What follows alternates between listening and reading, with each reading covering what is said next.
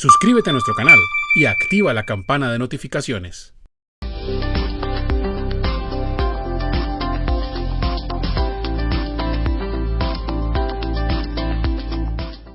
¿Cómo se debe liquidar la seguridad social cuando se obtiene ingresos como asalariado y como independiente?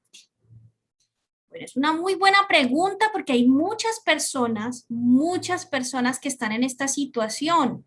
Muchas personas que se confían porque son trabajadores, ¿sí? Y allá en el trabajo les están pagando seguridad social, se confían y no cotizan a seguridad social. Y ahí es donde viene nuestro requerimiento de la UGPP. Ahí es cuando empiezan los problemas. Entonces recuerden, tengo que empezar diciéndoles que debemos recordar y tener siempre presente que debemos cotizar a seguridad social sobre los ingresos que nosotros mensualmente recibamos adicionales, ¿sí? Y que sean superiores al salario mínimo. Es que yo ya estoy afiliada en la empresa y a mí en la empresa ya me pagan.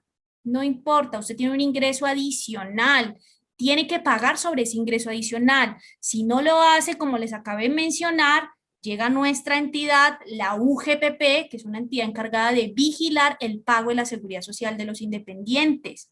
La UGPP tiene los ojos en los independientes y la UGPP tiene una relación directa con la DIAN. Entonces, con la DIAN es que ellos se dan cuenta de esos ingresos adicionales, pero recuerden que la DIAN obtiene la información, pues, de todos, ¿sí? La información tributaria y ahí es donde nosotros empezamos a hablar de ingresos, ¿sí? Además, esa información exógena también. Bueno, todo eso tiene acceso a la UGPP, entonces la UGPP se va a dar cuenta de esos ingresos adicionales. Entonces, si somos trabajadores y tenemos ingresos adicionales, nosotros tenemos que pagar aparte como independientes. Tenemos que pagar como independientes sobre esos ingresos adicionales cuando esos ingresos adicionales, por supuesto, son de un salario mínimo o más. Si son inferiores, digamos que no hay problema, pero es cuando sean más, igual o más de un salario mínimo.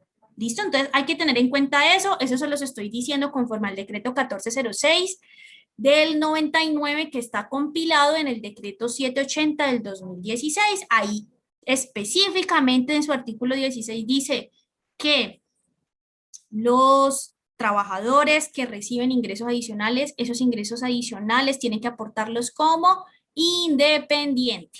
¿Listo? Cuando son superiores a un salario mínimo.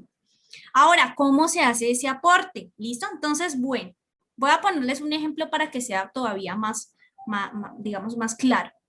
Supongan ustedes que hay un médico, ¿sí? Un médico que trabaja para una IPS, para una clínica. ¿Sí? Él es médico de planta de la clínica y él cumple su horario normal, él es un trabajador, ¿sí? Entonces, esa IPS le paga a ese trabajador, a ese médico, le paga los aportes a seguridad social sobre ese salario que recibe ese médico mensualmente.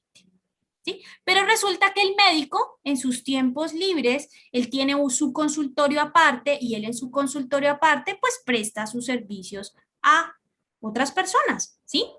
Y él entonces empieza a recibir el valor de la consulta, ¿sí? Que realiza a las personas, ¿sí?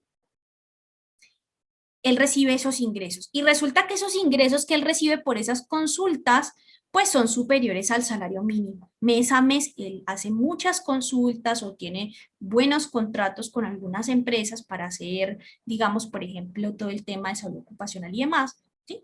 Entonces, él tiene unos ingresos de más de un salario mínimo adicionales al salario que él gana como médico, ¿sí?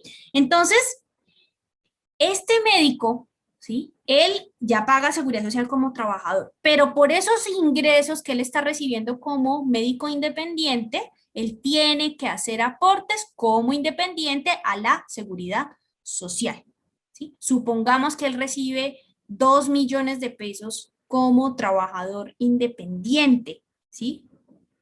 Bueno, pongámoslo más alto, pongámosle que él gana 5 millones de pesos como independiente por las consultas que hace por fuera, ¿sí? Como médico con su propio consultorio, ¿sí? Entonces, esos 5 millones lo tiene como un ingreso adicional, entonces él sobre esos 5 millones, él tiene que hacer aportes a seguridad social, pero esos aportes los va a hacer como independiente. ¿Cómo hace esos aportes? Él debe dirigirse a una planilla de liquidación de aportes o una pila. Hay muchas en Colombia.